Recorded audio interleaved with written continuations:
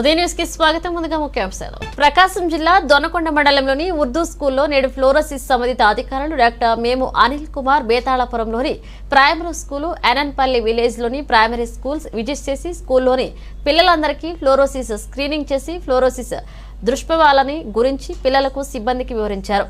ఈ కార్యక్రమంలో ANM Krishnakumari, MLHP Pavan Kumar, Shabeer, MPHA ASHA వర్కర్లు వరలక్ష్మి తదితరులు పాల్గొన్నారు. ప్రస్తుతం దొనకొండ మండలంలో డిఫరెంట్ స్కూల్స్ విజిట్ చేస్తూ ఉన్నాం. ఫ్లోరోసిస్ కేసెస్ని ఐడెంటిఫై చేయడం కోసం ఇక్కడ ఉన్న పిల్లలు వాళ్ళు తీసుకుంటున్న వాటర్ సేఫ్గా ఉందో లేదో చెక్ చేస్తాము.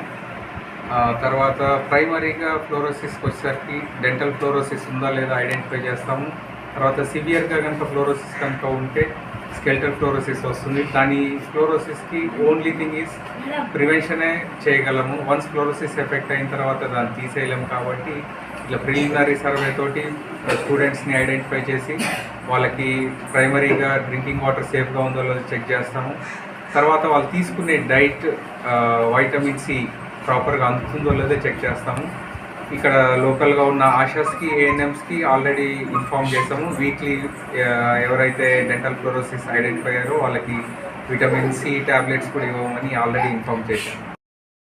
పెరుగుతున్న ఇవి ఇప్పుడు అప్డేట్స్, మరిన్ని అప్డేట్స్తో మళ్ళీ కలుద్దాం.